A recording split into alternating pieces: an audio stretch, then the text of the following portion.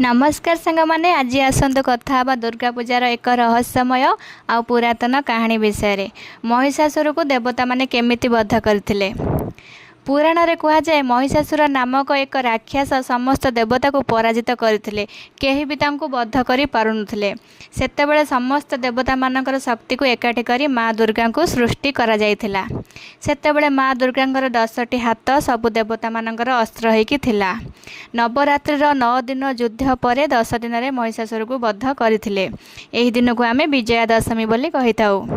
आग काल राजा माने माँ दुर्गा को पूजा करुथिले।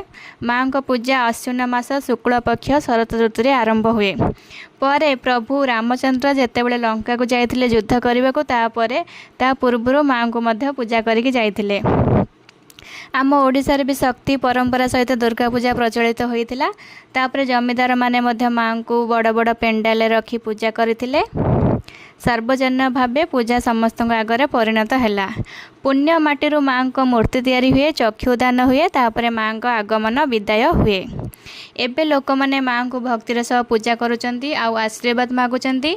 प्रतिवर्ष नवरात्रि 9 दिने आमे माँ को पूजा करुचु, माँ शक्ति को स्मरण करुचु आउ आशा करुचु जे माँ आम जीवनर समस्त अंधकार को माँ दूरे देबे बोली।